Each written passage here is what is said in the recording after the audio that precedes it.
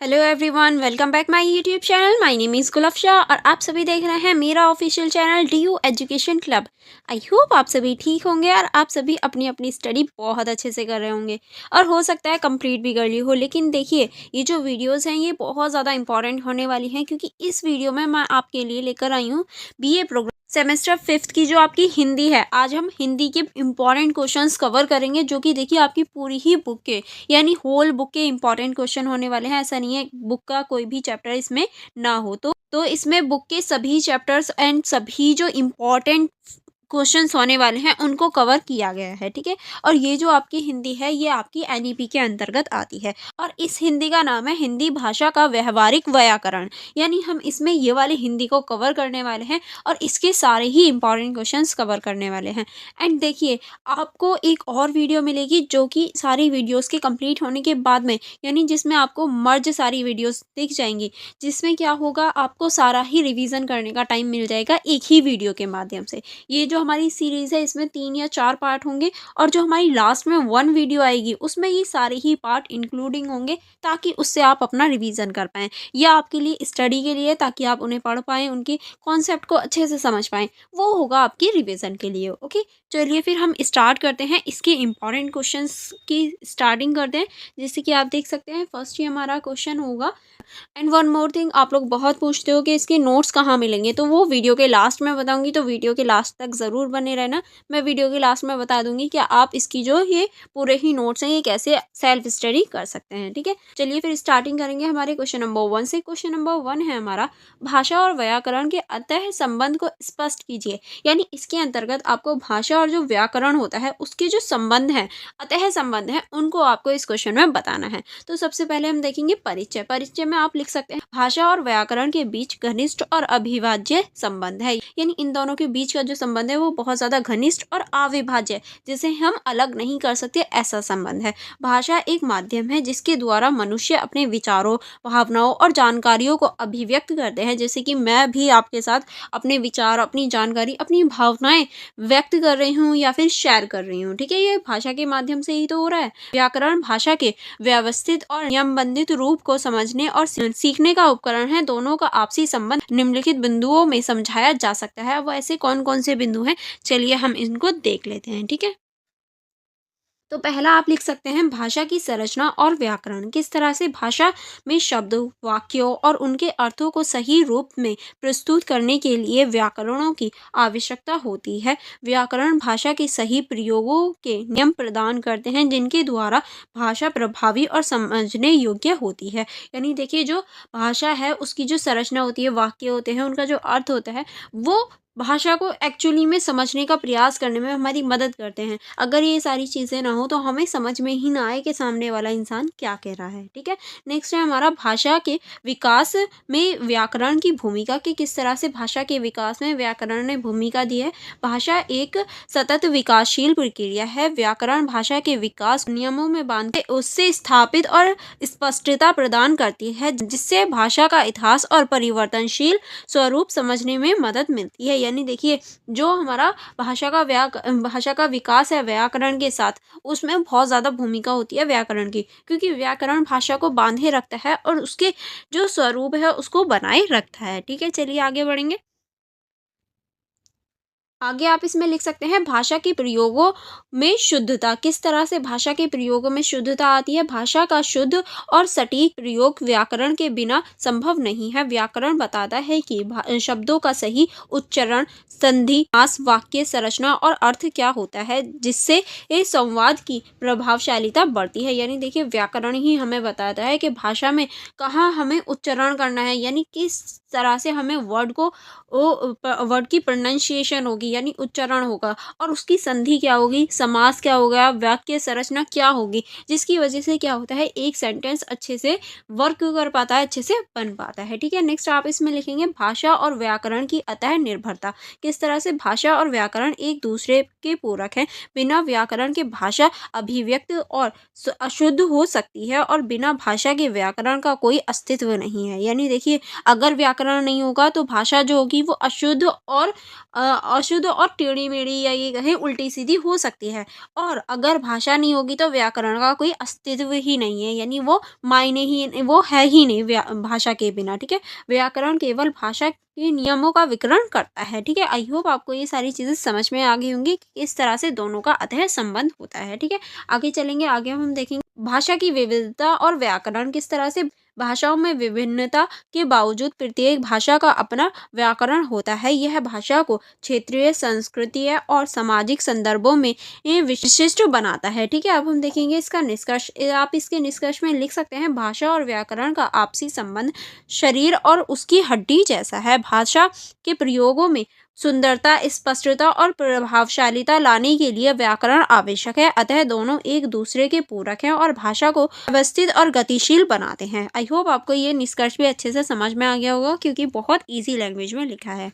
चलिए अब next question की तरफ चलेंगे। नेक्स्ट क्वेश्चन है हमारा, भाषा की प्रमुख विशेषताओं का विश्लेषण कीजिए। यानी भाषाओं की जो प्रमुख विशेषताएं होती हैं उनके बारे में आपको इस क्वेश्चन में डिटेल में बताना है। चलिए देख लेते हैं। आप इसकी प्रस्तावना में लिख सकते हैं, भाषा मानव जीवन का एक अभिन्न अंग है, एक सामाजिक, सांस्कृतिक और मानसिक प्रक्रिया है। क्योंकि अभी हमने देखा भाषा बहुत ज़्यादा इंपॉर्टेंट रोल निभाती है हमारी सामाजिक, सांस्कृतिक और मानसिक प्रक्रिया में, जिसके माध्यम से हम अपने विचारों, भावनाओं और जानकारियों का आदान प्रदान करते हैं। भाषा की प्रमुख विशेषताओं को समझने के लिए इसे विभिन्न दृष्टिकोणों से विश्लेषण किया जा सकता है। वो कौन कौन से दृष्टिकोण हैं, चलिए देख लेते हैं। पहला आप इसमें लिख सकते हैं, मानव मात्र की विशेषताएं। किस तरह से भाषा केवल मानव प्रजाति की विशेषता है, अन्य जीव जंतु भी संकेत और ध्वनि के माध्यम से संवाद करते हैं, लेकिन मानव की भावना में सार्थक शब्द, वाक्य और व्याकरण संरचना होती है। भाषा के कारण ही मनुष्य ने समाज, संस्कृति और संभावना का विकास किया है। यानी देखिए, जो भाषा होती है वो और भी जो भाषा होती है वो सिर्फ मनुष्यों के लिए ही है। जो जीव जंतु हैं वो सिर्फ संकेतों को या फिर ध्वनि का प्रयोग करते हैं, लेकिन जो मानव होते हैं वो प्रॉपर भाषा का प्रयोग करते हैं, जिसमें शब्द होते हैं, वाक्य होते हैं, व्याकरण होता है, सारी चीज़ें मौजूद होती हैं, ठीक है। नेक्स्ट पॉइंट आप इसमें लिख सकते हैं, सामाजिक और सांस्कृतिक माध्यम। किस तरह से भाषा का विकास समाज में होता है और यह सामाजिक संबंधों को सुदृढ़ करती है। यह संस्कृति को व्यक्त करने का मुख्य साधन है। हर समाज की अपनी भाषा होती है जो उनकी संस्कृति और परंपराओं को परिलक्षित करती है, क्योंकि हर समाज की अपनी अपनी भाषा है, अपने अपने तौर तरीके हैं। अगर आप कर्नाटक की तरफ, यानी अगर आप भारत के नीचे की साइड में आओगे तो यहाँ अलग लैंग्वेज, अलग तौर तरीके, सारी चीज़ें अलग मिलेंगे, और आप ऊपर की साइड आओगे भारत के तो यहाँ पर आपको अलग चीज़ें मिलेंगी। तो ये हमारी भाषा, हमारी संस्कृति सभी पर डिपेंड होती है, ठीक है। चलिए आगे बढ़ेंगे। आगे अब हमारा थर्ड पॉइंट है, परंपरागत और परिवर्तनशील। किस तरह से भाषा परंपरागत होती है, क्योंकि यह पीढ़ी दर पीढ़ी हस्तांतरित होती है, क्योंकि भाषा हमारी पीढ़ी दर पीढ़ी ही बढ़ती है। ऐसे बहुत सारे वर्ड्स होते हैं जो हम अपने बुजुर्गों से अपने जो दादी दादा होते हैं, नानी नाना होते हैं, उनसे सीखते हैं। तो ये जो भाषा है वो परंपरागत रूप से हमारे आगे आती है, यानी हमारी पीढ़ियों में आगे बढ़ती है, लेकिन यह परिवर्तनशील भी है। समय समाज में तकनीकी प्रगति के साथ भाषाई नई ध्वनि, शब्दों और संरचनाओं को आत्मसार बनाता है। जैसे आज अंग्रेजी शब्द हिंदी में घुल मिल गए हैं। यानी देखिए, हमारी जो भाषा है वो पीढ़ी दर तो होती है, लेकिन वो परिवर्तनशील भी होती है। वो समय के साथ, तकनीक के साथ बदलती रहती है। उसकी ध्वनि, यानी हमारा जो उच्चारण करने का या प्रोनाउंसिएशन होती है वो चेंज हो जाती है। और देखिए, ऐसे बहुत सारे शब्द हैं जो इंग्लिश के हैं लेकिन अब हिंदी में ऐसे घुल मिल गए हैं जैसे पता ही नहीं चलता। चाहे लोग पढ़े हुए हों या अनपढ़ हों, सभी देखना, आपने भी ये चीज़ नोटिस करी हो कि अगर आप किसी अनजान से या फिर चैट में बात करते हो तो आप डायरेक्ट ये बोलते होगे हाय। तो हाय क्या हिंदी का शब्द है? नहीं, वो इंग्लिश का वर्ड है। फिर भी हम उसे हिंदी वाली चैट में यूज़ करते हैं। और आपने सुना होगा वक्त, वक्त कितना हो रहा है? वक्त क्या हिंदी का शब्द है? नहीं, वो उर्दू का शब्द है। बहुत सारे लोग पूछते हैं टाइम कितना हो रहा है? क्या टाइम जो है वो हिंदी का शब्द है? हिंदी का शब्द तो समय है, पर कोई ये नहीं पूछता समय कितना हो रहा है। मोस्टली लोग यहाँ पूछते हैं टाइम कितना हो रहा है। तो हम ऐसे बहुत सारे वर्ड्स हैं जो इंग्लिश के हैं लेकिन हिंदी में ऐसे घुल मिल गए हैं जैसे हिंदी के ही हों, और सभी लोग उनका प्रयोग करते हैं समय के साथ साथ, ठीक है। नेक्स्ट है हमारा ध्वनि और अर्थ का संबंध। किस तरह से भाषा में ध्वनि और अर्थ का संबंध मुख्य भूमिका निभाते हैं। प्रत्येक शब्द का अपना एक निश्चित अर्थ होता है। उदाहरण के लिए पुस्तक का अर्थ एक ऐसी वस्तु से है जिसमें लिखा हुआ ज्ञान होता है। ध्वनि सार्थक शब्दों में बदलती है और संवाद को प्रभावित करती है। यानी देखिए, प्रत्येक वस्तु का, प्रत्येक चीज का अपना एक नाम होता है और उसका एक अपना ही अर्थ भी होता है। जैसे कि अगर मैं पुस्तक की बात कर रही हूँ, बुक की बात कर रही हूँ, तो क्या मतलब है, उसमें खिलौने की चीज या फिर कोई खेलने वाली चीज या फिर कुछ ऐसी चीज तो होगी नहीं। उसमें ज्ञान की चीजें ही तो लिखी होंगी जिससे आपको ज्ञान मिले, तभी तो वो पुस्तक है। तो कोई भी वर्ड जो है वो अपना ही जो अर्थ है वो रखता है। ठीक है, अब हम देखेंगे प्रतीकात्मकता। प्रतीकात्मकता किस तरह से? भाषा प्रतीकों पर आधारित होती है। शब्द एक प्रतीक है जो किसी वस्तु, भाव या विचार को व्यक्त करता है। उदाहरण के लिए घर शब्द एक ऐसी जगह का प्रतीक है जहां हम रहते हैं। यानी देखिए, जितने भी वर्ड्स हैं वो सभी एक तरह से प्रतीक का कार्य करते हैं। किस तरह से? क्योंकि देखिए, जब भी हम किसी भी वर्ड का यूज करते हैं, अगर मैं कहूँ कप, कप क्या है? जिसमें हम चाय पीते हैं, वही तो बर्तन कप है। और अगर हम कहें घर, अगर मैं कहूँ घर, घर से आप क्या समझते हैं? जिसमें व्यक्ति रहते हैं वही तो घर कहलाता है।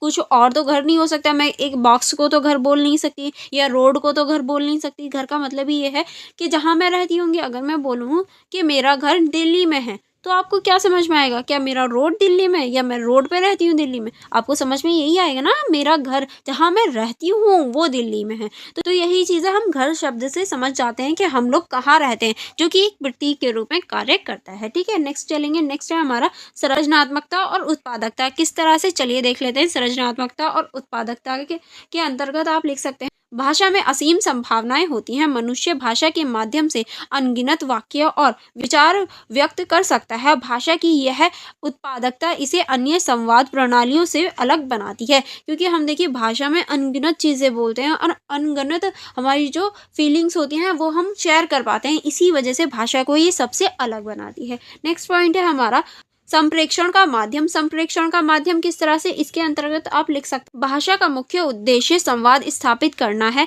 यह विचारों और भावनाओं को दूसरों तक पहुंचाने का सबसे प्रभावी साधन है। लेखन, बोलना, इशारे और अन्य माध्यम भाषा के संप्रेषण पहलू को मजबूत बनाते हैं। यानी देखिए, जो संप्रेषण है वो भी इम्पोर्टेंट होता है और ये सारी चीज़ें जो है, लिखना हो गया, बोलना हो गया, इशारे करने हो गए, ये सभी भाषा की जो संप्रेषण पहलू है उसको मजबूत बनाने का, उसको और स्ट्रांग बनाने का कार्य करती हैं। ठीक है, नेक्स्ट चलेंगे हम। नेक्स्ट है हमारा क्रमबद्धता। क्रमबद्धता किस तरह से? चलिए देख लेते हैं। इसके अंतर्गत आप लिख सकते हैं, भाषा में शब्दों और वाक्यों का एक निश्चित क्रम होता है। यह क्रम व्याकरण के नियमों से निर्धारित होता है। जैसे राम ने खाना खाया सही क्रम है, जबकि खाना राम खाया ने गलत है। यानी देखिए, जो क्रमबद्धता है वो भी इम्पोर्टेंट होती है। क्योंकि देखिए, राम ने खाना खाया ये बिल्कुल सही क्रम है, लेकिन खाना राम खाया ये बहुत गलत क्रम हो जाएगा। तो इसी वजह से क्रमबद्धता भी ज़रूरी है। जैसे कि मैं आपको पढ़ा रही हूँ, ये सही क्रम है। पढ़ा रहा मैं, या ये सही क्रम है। तो ये जो हमारी क्रमबद्धता है ये भी इम्पोर्टेंट हो जाती है। ठीक है, नेक्स्ट है हमारा भाषा का सहज अधिग्रहण। इसके अंतर्गत आप लिख सकते हैं, मनुष्य अपने बचपन में सही भाषा सीखना शुरू करता है। यह है एक सहज प्रक्रिया है जिसमें माता पिता और समाज की भूमिका होती है। बच्चे ध्वनि की नकल करते हुए भाषा को आत्मसात करते हैं। यानी देखिए, जो भाषा होती है वो हम शुरू से ही सीखना शुरू करते हैं, बचपन से ही। शुरू में हम अपने पेरेंट्स से, अपने समाज से जो ध्वनि होती है उनके माध्यम से हम भाषा को सीखना स्टार्ट करते हैं। ठीक है, नेक्स्ट है हमारा क्षेत्रीय और वैश्विक भिन्नताएं। किस तरह से भाषा का स्वरूप क्षेत्रीय और सांस्कृतिक रूप से अलग अलग हो सकता है। जैसे हिंदी, तमिल, बंगाली और मराठी भारतीय भाषाओं में उदाहरण हैं। दूसरे और अंग्रेजी, चीनी जैसी भाषाएं वैश्विक स्तर पर उपयोगी की जाती हैं। यानी देखिए, अगर हम भाषाओं की बात करें तो उसमें क्षेत्रीय स्तर पर बदलाव देखे जा सकते हैं, विश्व स्तर पर भी बदलाव देखे जा सकते हैं। अगर हम क्षेत्रीय स्तर की बात करें तो हिंदी हो गई, तेलुगु हो गई, बंगाली हो गई, मराठी हो गई, हमारे क्षेत्रीय स्तर पर हो गए। अगर हम विश्व स्तर की बात करें तो अंग्रेजी हो गई, चीनी हो गई, जापानी हो गई, ये सारी भाषा हमारे वैश्विक स्तर पर हो जाएंगी। आई होप आपको ये क्वेश्चन समझ में आ गया होगा। चलिए अब हम देखेंगे इसका निष्कर्ष। निष्कर्ष में आप लिख सकते हैं, भाषा केवल संवाद का साधन नहीं है, बल्कि यह मानव सभ्यता का आधार भी है। यह एक सामाजिक और सांस्कृतिक प्रक्रिया है जो मानव की संरचनात्मकता, विचारशीलता और प्रेक्षणीयता को व्यक्त करता है। इसके विशेषताएं इसे अन्य संचार प्रणाली से अलग और विशिष्ट बनाती हैं। ठीक है, चलिए आगे बढ़ेंगे नेक्स्ट क्वेश्चन की तरफ। अब हम नेक्स्ट क्वेश्चन देखेंगे। नेक्स्ट क्वेश्चन है हमारा, शब्द तथा पद में अंतर बताते हुए शब्दों के भेद पर प्रकाश डालिए। यानी देखिए इस क्वेश्चन में आपको शब्द और पद जो होते हैं उनमें अंतर बताना है और जो शब्दों के भेद होते हैं इन पर आपको प्रकाश डालना है, यानी इनके बारे में आपको बताना है। तो सबसे पहले हम देखेंगे शब्द और पद में अंतर। इसके अंतर्गत आप लिख सकते हैं, शब्द और पद भाषा की दो महत्वपूर्ण इकाई हैं, लेकिन दोनों के अर्थ और उपयोग में अंतर है। यानी देखिए दोनों ही जो है वो इम्पॉर्टेंट तो हैं, लेकिन इन दोनों के अर्थ में बहुत बड़ा अंतर है। जैसे कि अब हम देखेंगे शब्द। शब्द भाषा की सबसे छोटी स्तर इकाई है जो उसकी अर्थ को व्यक्त करती है। यह वाक्य निर्माण का आधार है। उदाहरण, प्रस्तुत, राम खाना। यानी देखिए जो हमारी सबसे छोटी इकाई होती है वो हमारे शब्द ही होते हैं, क्योंकि पहले वर्णमाला आती है, वर्णमाला से हम शब्द बनाते हैं, तो सबसे छोटी इकाई हमारी शब्द हो जाते हैं, जिसका अर्थ एक अपना ही अर्थ होता है। यानी हर शब्द का एक अपना अर्थ होता है। जैसे कि पुस्तक का अर्थ, राम का अर्थ, खाना का अर्थ, सभी का अपना अपना अर्थ है। पुस्तक जो है वो पढ़ने वाली चीज़ है, राम जो है किसी व्यक्ति का नाम है, खाना मतलब खाने वाली चीज़ है। तो ये सभी अपना अपना अर्थ रखते हैं। अब हम देखेंगे पद। पद वह शब्द है जो वाक्य को प्रस्तुत करता है और किसी विशेष व्याकरणीय भूमिका को दर्शाता है। पद में शब्दों के साथ उनके रूपांतरण और उपयोग का प्रभाव भी शामिल होता है। उदाहरण, राम खाना खाता है। वाक्य में राम, खाना और खाता, यह तीन पद हैं। शब्द राम जब वाक्य में प्रयोग होता है तो वह पद कहलाता है। यानी देखिए जो पद है वो एक व्याकरणीय भूमिका निभाता हुआ हमें दिखाई देता है और ये बहुत ज़्यादा इंपॉर्टेंट है। जैसे कि अगर उदाहरण के रूप में लिखें कि राम ने खाना खाया। देखिए ये जो है ये सभी, राम हो गया, खाना हो गया और खाता हो गया, ये सभी पद हैं। और जो राम है वो सबसे इम्पोर्टेंट पद है, क्योंकि वो सबसे करता है, यानी वो सबसे करने वाला कारक है। ठीक है, अब हम देखेंगे शब्द के भेद। यानी जो शब्द होते हैं उसके कितने भेद होते हैं। इसके अंतर्गत आप लिख सकते हैं, भाषा में शब्दों को उनके स्वरूप, प्रयोग और अर्थ के आधार पर विभिन्न वर्गों में बांटा गया है। शब्दों के निम्नलिखित भेद हैं। यानी देखिए शब्दों को कई आधारों पर बांटा गया है। अब कौन कौन से हैं देखिए। पहला होता है हमारा व्युत्पत्ति के आधार पर। व्युत्पत्ति के आधार पर इसके अंतर्गत आप लिख सकते हैं रूढ़ि शब्द। किस तरह से रूढ़ि शब्द, चलिए इसको देख लेते हैं। इसके अंतर्गत आप लिख सकते हैं जो अपने आप में पूर्ण और स्वतंत्र होते हैं। उदाहरण के लिए पुस्तक, सूर्य, ये क्या है, ये एक रूढ़िवाद है, रूढ़ि शब्द है जो कि अपने आप में ही स्वतंत्र और पूर्ण होते हैं। ठीक है, नेक्स्ट होते हैं हमारे यौगिक शब्द। यौगिक शब्द के अंतर्गत क्या आता है, चलिए देख लेते हैं। यौगिक शब्द के अंतर्गत आप लिख सकते हैं जो दो या अधिक शब्दों के मेल से बनते हैं। यानी जब कोई भी सिंगल वर्ड पूरा ना हो, जब वो दो या दो से अधिक शब्दों को मिलाकर बनाया जाए तो वो यौगिक शब्द कहलाता है। उदाहरण के लिए आप लिख सकते हैं जलपान। जलपान जो है वो जल और पान से बना है। विद्यालय जो है वो विद्या और आलय से मिलकर बना है। अब हम देखेंगे नेक्स्ट है हमारा यौगिक रूढ़ि शब्द। यौगिक रूढ़ि शब्द कौन से होते हैं, जो किसी यौगिक शब्द से बनकर रूढ़ि रूप में प्रयोग किए जाते हैं, वो शब्द यौगिक रूढ़ि शब्द कहलाते हैं। जैसे कि उदाहरण के रूप में आप लिख सकते प्रतिकालीन, जिसे प्रति प्लस काल प्लस इन से मिलाकर बनाया गया है। ठीक है, चलिए आगे बढ़ेंगे। आगे अब हम देखेंगे दूसरा जो हमारा आधार होता है वो होती है हमारी संरचना के आधार पर।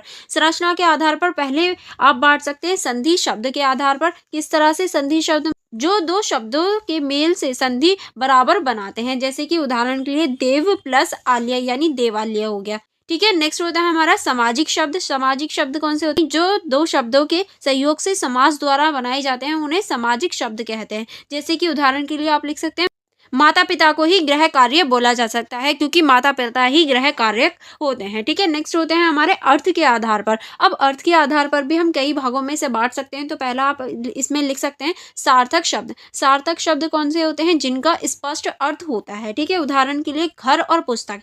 यानी सार्थक शब्द वह शब्द होते हैं जिनका अपना ही अर्थ हो और वो भी स्पष्ट हो। जैसे कि घर शब्द है, उसका जो अर्थ होता है वो पूरा स्पष्ट होता है, पूरा ही पूर्ण होता है। और ऐसे ही हमारी बुक हो गई, यानी पुस्तक हो गया। ठीक है, नेक्स्ट चलेंगे। नेक्स्ट है हमारा निहित अर्थक शब्द। निहित अर्थक शब्द क्या होते हैं, जिनका कोई स्पष्ट अर्थ नहीं होता। ठीक है, उदाहरण के लिए आप लिख सकते हैं डम डम झूम झूम। ये जो शब्द है इनका कोई स्पष्ट अर्थ नहीं है। डम डम हम किसी भी चीज को बोल देते हैं, झूम झूम जब कोई झूम रहा हो या फिर कोई चक्कर खा रहा हो, किसी के लिए भी हम झूम झूम वर्ड यूज कर लेते हैं। ठीक है, नेक्स्ट हमारा होता है व्याकरणीय दृष्टिकोण से। अब हम देखेंगे व्याकरणीय दृष्टिकोण से, तो इसमें पहला आ जाता है संज्ञा। संज्ञा में किस तरह से किसी वस्तु, स्थान, व्यक्ति या भावना का नाम, वो सभी संज्ञा कहलाते हैं। उदाहरण के लिए आप लिख सकते हैं राम, पानी, स्कूल, ये सभी क्या हैं, ये संज्ञा हैं। आपने बचपन में भी संज्ञा की जो परिभाषा है वो सुनी होगी, किसी भी नाम के, किसी भी जगह के स्थान को संज्ञा कहते हैं। तो इसके अंतर्गत किसी भी व्यक्ति, किसी भी वस्तु या किसी भी जगह के नाम को संज्ञा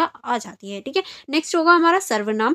जो संज्ञा के स्थान पर प्रयोग होते हैं वो सर्वनाम होते हैं, जैसे कि वह, यह, मैं, तुम, वो, कौन, ये सभी जो शब्द होते हैं वो हमारे सर्वनाम कहलाते हैं। नेक्स्ट है हमारा क्रिया। क्रिया क्या होता है, जो कार्य, अवस्था या भाव को प्रकट करती है वो क्रिया कहलाती है, जैसे कि खाना, पढ़ना, दौड़ना, पढ़ाना, नहाना, ये सभी क्या है, ये कार्य को प्रभावित करती है या फिर ये कहें कार्य को प्रकट कर रही है, जो कि हमारी क्रिया कहलाती है। यानी किसी भी कार्य को करना और उसे दिखाना ही क्रिया कहलाता है। नेक्स्ट है हमारा विश्लेषण। विश्लेषण क्या होता है, जो संज्ञा या सर्वनाम की विशेषता बताता है वो हमारा विश्लेषण कहलाता है। उदाहरण के लिए सुंदर, बड़ा, यानी देखिए ऐसे शब्द जो हमारी जो संज्ञा है उसकी विशेषता बता रहे हैं, जैसे कि ये जो पूरी क्लास है वो बहुत ज़्यादा सुंदर है और बहुत ज़्यादा प्रभावी है, तो प्रभावी और सुंदर क्या हो गया, विश्लेषण हो गया। ठीक, नेक्स्ट है हमारा क्रिया विश्लेषण। क्रिया विश्लेषण क्या होता है, जो क्रिया की विशेषता बताता है। यानी देखिए जो भी क्रिया हो रही है, जो भी चीज़ हो रही है, वो धीरे हो रही है, जल्दी हो रही है,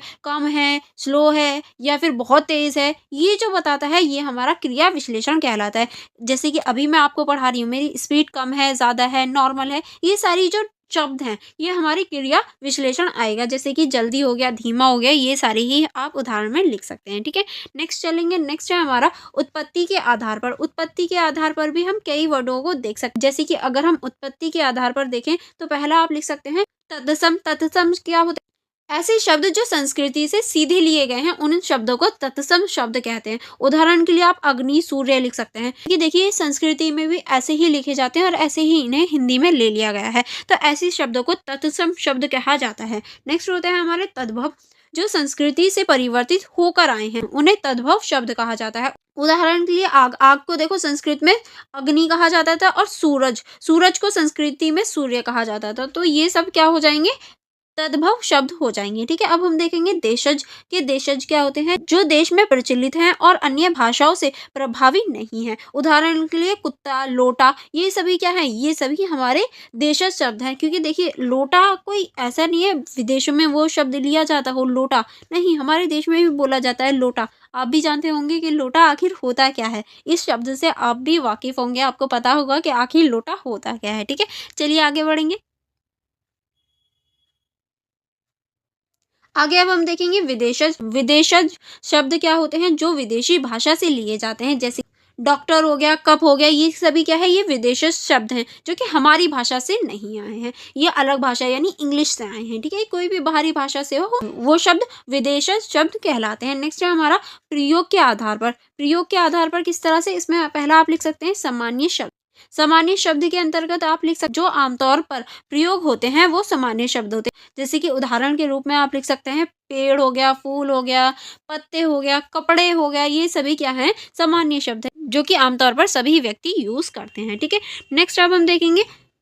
नेक्स्ट है हमारा विशेष शब्द। विशेष शब्द क्या होते हैं, जो विशेष संदर्भों में प्रयोग किए जाते हैं, जैसे कि अभिज्ञान, चेतना या फिर ये कहें श्रेष्ठ व्यक्ति, ये सभी जो शब्द हैं ये क्या हैं, विशेष शब्द हो जाते हैं, क्योंकि कभी कभी इनका प्रयोग किया जाता है विशेष मोमेंट पे। अब हम देखेंगे इस क्वेश्चन का निष्कर्ष, कि इस क्वेश्चन के आप निष्कर्ष में क्या लिख सकते हैं। ठीक है, इस क्वेश्चन के निष्कर्ष में आप लिख सकते हैं भाषा शब्दों की मूलभूत इकाई है, जबकि पद इसका वाक्य में विशेष उपयोग होता है। शब्दों को उनके व्युत्पत्ति, संरचना, अर्थ और व्याकरण के आधार पर विभाजित किया जा सकता है। शब्दों के विभिन्न प्रकार भाषा को अधिक समृद्ध, स्पष्ट और व्यवहारिक बनाती हैं। आई होप आपको ये निष्कर्ष भी अच्छे से समझ में आ गया होगा। अगर आपको कोई डाउट हो या कोई प्रॉब्लम हो तो आप मुझसे कमेंट बॉक्स में पूछ सकते हैं। कि जो हमारा नेक्स्ट क्वेश्चन है वो है संज्ञा, सर्वनाम तथा क्रिया को परिभाषित करते हुए उनके भेदों पर प्रकाश डालिए। यानी इस क्वेश्चन में आपको संज्ञा के बारे में बताना है, सर्वनाम के बारे में बताना है और क्रिया की जो सारी ही चीज़ें यानी सारी सबकी आपको परिभाषा देनी है और फिर उनके भेदों के बारे में बताना है। चलिए देख लेते हैं इसके परिचय में, यानी आप इसके परिचय में क्या लिखेंगे। भाषा की व्याकरणीय संरचना में संज्ञा, सर्वनाम और क्रिया का एक महत्वपूर्ण स्थान है। यह तीनों वाक्य के निर्माण में मुख्य भूमिका निभाते हैं। इसके अर्थ और भेद को विस्तार से समझना आवश्यक है। चलिए अब हम इसके अर्थ और जो भेद होते हैं उनको विस्तार से समझते हैं। तो सबसे पहले हम देखेंगे संज्ञा। संज्ञा की परिभाषा देखेंगे। संज्ञा वह शब्द है जो किसी व्यक्ति, वस्तु, स्थान, गुण, अवस्था, विचार या भावना का नाम बताता हो। यानी संज्ञा जो है वो किसी भी वस्तु का नाम हो सकता है, किसी भी व्यक्ति का नाम हो सकता है, स्थान, गुण या अवस्था या फिर विचार या भावना, किसी का भी नाम संज्ञा हो सकता है। उदाहरण के रूप में आप लिख सकते हैं राम, पानी, भारत, प्रेम, ये सभी संज्ञा हैं। अब हम देखेंगे संज्ञा के भेद। संज्ञा को विभिन्न आधारों पर विभाजित किया जा सकता है। तो पहला जो भेद होता है वो होता है हमारा व्यक्तिवाचक संज्ञा। व्यक्तिवाचक संज्ञा क्या होता है, चलिए देख लेते हैं। व्यक्तिवाचक संज्ञा के अंतर्गत आप लिख सकते हैं किसी विशेष व्यक्ति, स्थान या वस्तु के नाम को व्यक्तिवाचक संज्ञा कहते हैं। उदाहरण के लिए आप लिख सकते हैं राम, दिल्ली, ताजमहल या फिर मेरा नाम गुलफशा। तो गुलफशा भी जो है वो एक व्यक्तिवाचक संज्ञा है, या फिर आपका नाम हो सकता है। सभी चीज़ों के नाम जो है वो व्यक्तिवाचक संज्ञा के अंतर्गत आते हैं। ठीक है, नेक्स्ट है हमारा जातिवाचक संज्ञा। जातिवाचक संज्ञा क्या होता है, किसी संपूर्ण जाति, वर्ग या समूह का बोध हो। यानी देखिए इसमें किसी भी जाति, वर्ग या फिर समूह के बारे में बात की जाती है, तब वो जातिवाचक संज्ञा होती है। जैसे कि हम बहुत सारी गर्ल्स हैं, सारी गर्ल्स का ग्रुप है, तो हम इसको लड़कियों का ग्रुप बोल सकते हैं, तो ये जातिवाचक संज्ञा होगी। लेकिन अगर मैं पर्टिकुलर इस लड़की का नाम बोलूं कि इस लड़की का नाम गुलफशा है, तो ये क्या हो गई, ये हो गई हमारी व्यक्तिवाचक संज्ञा। उदाहरण के रूप में आप लिख सकते हैं बच्चे, पक्षी, फूल। फूल में देखो गुलाब जो होगा वो जातिवाचक हो जाएगा, लेकिन व्यक्तिवाचक फूल हो गया। पक्षी, तोता जातिवाचक हो गया, क्योंकि पर्टिकुलर तोते की बात हो रही है। अगर ये कहूँ तोतों में भी ग्रीन कलर वाला तोता, या ये कहूँ लाल मिर्च खाने वाला तोता, जब हम पर्टिकुलर एक व्यक्ति की बात करते हैं तो वो व्यक्तिवाचक संज्ञा हो जाती है, और जब हम पूरे समूह की बात करते हैं तो वो जातिवाचक संज्ञा हो जाती है। ठीक है, चलिए आगे देखेंगे। आगे अब हम देखेंगे भाववाचक संज्ञा। भाववाचक संज्ञा क्या होती है, किसी गुण, अवस्था या भावना का बोध होना हमारी भाववाचक संज्ञा कहलाती है। जैसे कि सौंदर्य, क्रोध, खुशी, ये सभी क्या है, हमारे भाववाचक संज्ञा है। इसमें हम अपने भावों को प्रकट करते हैं, चाहे वो प्रेम हो, करुणा हो, क्रोध हो या फिर हमारी खुशी हो, किसी को भी जाहिर करते हैं तो वो हमारी भाववाचक संज्ञा हो जाती है। नेक्स्ट है हमारा सामूहिक संज्ञा।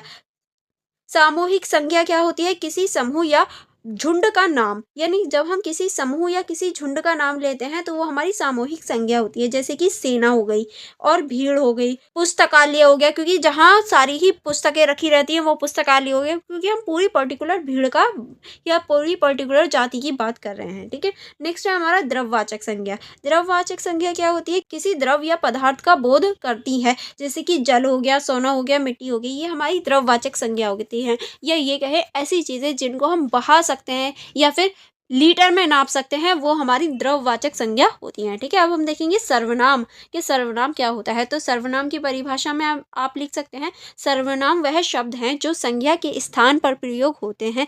वह वाक्यों को संक्षिप्त और प्रभावी बनाते हैं। यानी देखिए जो सर्वनाम होते हैं वो संज्ञा के स्थान पर यूज किए जाते हैं, और ये वाक्यों को संक्षिप्त यानी छोटा बनाने का कार्य करते हैं और प्रभावी बनाने का कार्य करते हैं। अब जैसे कि इसमें आप सर्वनाम में लिख सकते हैं मैं, तुम, वह, यह। अगर मैं ये कहूँ मेरा नाम गुलफशा है, गुलफशा एक लड़की है, गुलफशा पढ़ाती है और गुलफशा ये करती है, गुलफशा वो करती है, गुलफशा बहुत अच्छी है, इस टाइप से मैं बताऊं। लेकिन देखिए बहुत ऑकवर्ड नहीं लग रहा, मैं बार बार अपना नाम ले रही हूँ, ऐसा लग रहा है मैं गुलफशा की बात कर रही हूँ, अपनी बात तो कर ही नहीं रही हूँ, मैं गुलफशा ही नहीं हूँ, ऐसा लग रहा है गुलफशा कोई और होगी। थोड़ा सा ऑकवर्ड फील हो रहा है। पर अगर मैं ये कहूँ मेरा नाम गुलफशा है, मैं आपको पढ़ाती हूँ, मैं एक टीचर हूँ, मैं ये काम करती हूँ, मैं वो काम करती हूँ, मैं बहुत अच्छी हूँ, तो इस टाइप के जो मैं है, देखो मैंने गुलफशा को हटा के सिर्फ वहाँ मैं को प्रयोग किया। अब वो देखो सुनने में भी अच्छा है और प्रयोग करने में भी अच्छा है, और वो संक्षिप्त यानी छोटा भी हो जाता है। गुलफशा बार बार यूज़ करूँगी तो वो बड़ा भी है, और मैं बहुत छोटा सा शब्द है जिसको मैं यूज़ करके उसे संक्षिप्त बना सकती हूँ। आई होप आपको सर्वनाम का भी पता चल गया होगा। अब हम देखेंगे सर्वनाम के भेद के सर्वनाम के कितने भेद होते हैं। तो पहला होता है हमारा पुरुषवाचक सर्वनाम। पुरुषवाचक सर्वनाम में आप लिख सकते हैं जो व्यक्तियों को इंगित करता है वो हमारा पुरुषवाचक सर्वनाम होता है। जैसे कि मैं, तुम, वह, ये तीनों ही शब्द व्यक्तियों के लिए यूज करते हैं। मैं किसी व्यक्ति हूँ इसलिए मेरे लिए यूज हो रहा है। तुम भी कोई व्यक्ति हो, वह भी कोई व्यक्ति है। या ये कहूँ पेड़, पेड़ क्या कोई व्यक्ति है, तो हम उसके लिए वो शब्द यूज नहीं कर सकते, ठीक है।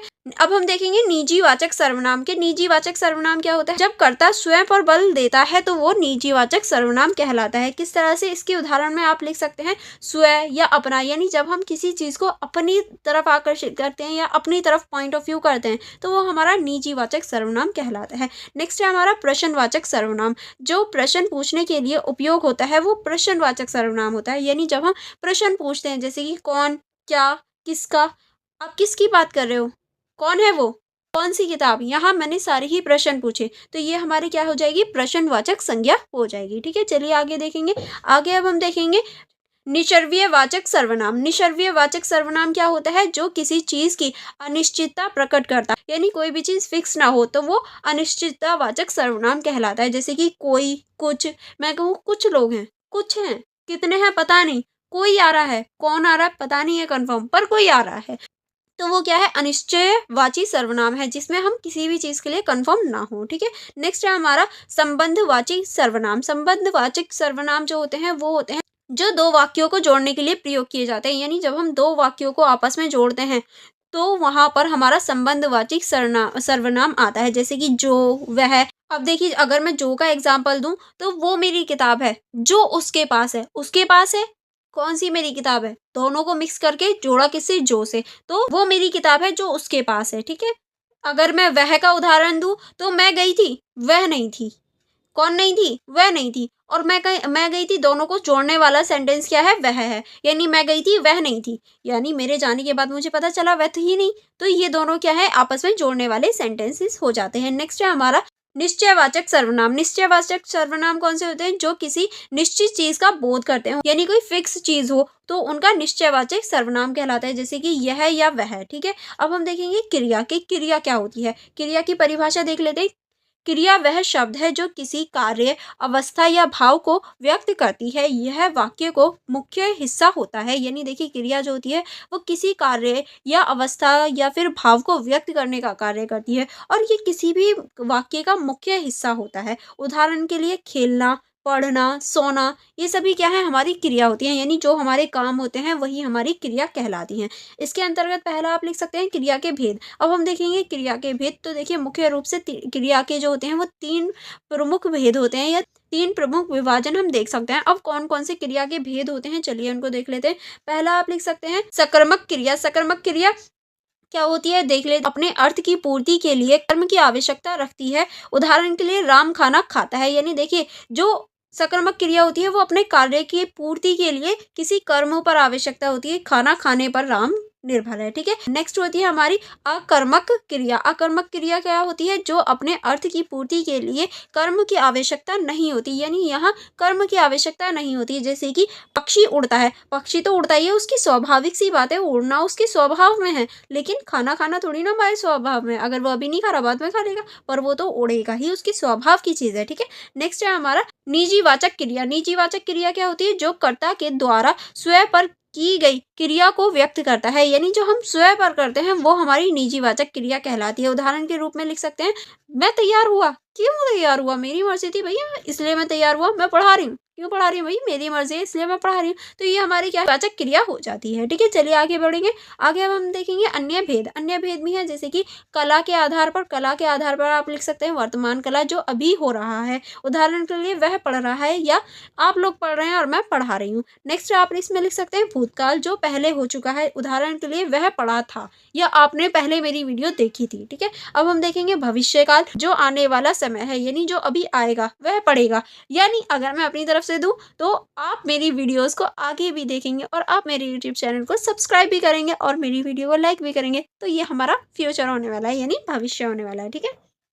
नेक्स्ट है हमारा प्रकार के अनुसार। प्रकार के अनुसार क्या हो सकते हैं? तो पहला आप लिख सकते हैं समान्वय क्रिया। समान्वय क्रिया क्या होती है? साधारण जो क्रिया होती है वो हमारी समान्वय क्रिया होती है। उदाहरण के लिए खाना पीना, ये सभी लोग करते हैं, ये हमारी समान्वय क्रिया हो गई। नेक्स्ट है हमारा सहायक क्रिया। सहायक क्रिया क्या होती है? जो मुख्य क्रिया की सहायता से होती है, यानी इसमें मुख्य क्रिया होती है। उदाहरण के लिए आप लिख सकते हैं रहा है, गया था, ये हमारी सहायक क्रिया है क्योंकि ये सहायता करती हैं। ठीक है, अब हम देखेंगे इसका निष्कर्ष के आप इसके निष्कर्ष में क्या लिख सकते हैं। इसके निष्कर्ष में आप लिख सकते हैं संज्ञा, सर्वनाम और क्रिया वाक्य की 3 प्रमुख इकाई हैं। संज्ञा नाम बताने का कार्य करती है, सर्वनाम संज्ञा के स्थान पर प्रयोग होता है और क्रिया कार्य या भाव को प्रकट करती है। इसके भेद भाषा और स्पष्ट और व्यवस्थित बनाने में मदद करते हैं। इन तीनों के समुच्चय प्रयोग से भाषा सटीक, प्रभावी और संरचनात्मक बन जाती है। आई होप आपको ये क्वेश्चन अच्छे से समझ में आ गया होगा। अगर आपको कोई डाउट हो या कोई प्रॉब्लम हो तो आप मुझसे कमेंट बॉक्स में पूछ सकते हैं। ओके, चलिए आगे बढ़ेंगे नेक्स्ट क्वेश्चन की तरफ। नेक्स्ट क्वेश्चन है हमारा लिंग किसे कहते हैं, इसके भेद पर प्रकाश डालिए। यानी इस क्वेश्चन में आपको लिंग किसे कहते हैं ये बताना है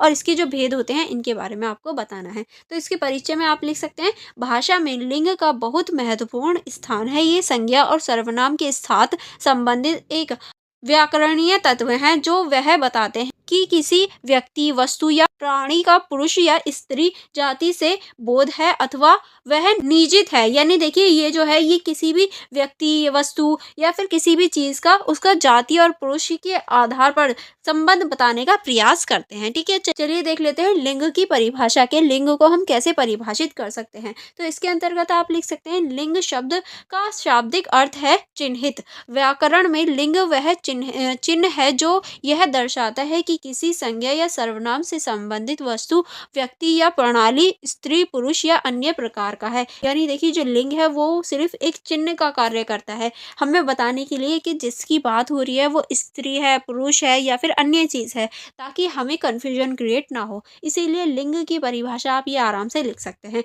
उदाहरण के रूप में आप लिख सकते हैं पुल्लिंग लड़का, पिता, राजा, ये सभी हमारे क्या है लिंग को बताने का कार्य करते हैं। अगर हम स्त्रीलिंग की बात करें तो स्त्रीलिंग में आप लिख सकते हैं लड़की, माता, रानी, ये सभी क्या है ये लड़कियां हैं। और अगर हम नपुंसकलिंग की बात करें तो पुस्तक, मकान, पेड़, यानी जिनमें जान नहीं होती वो हमारे नपुंसकलिंग में आ जाते हैं। ठीक है, अब हम देखेंगे लिंग के भेद के लिंग के कितने भेद होते हैं। तो मेनली लिंग की 4 भेदों में विभाजित किया जा सकता है। पहला होता है हमारा पुल्लिंग यानी पुरुषवाचक लिंग, जिसमें हम पुल्लिंग के बारे में या ये कहें पुरुषों के बारे में जानते हैं।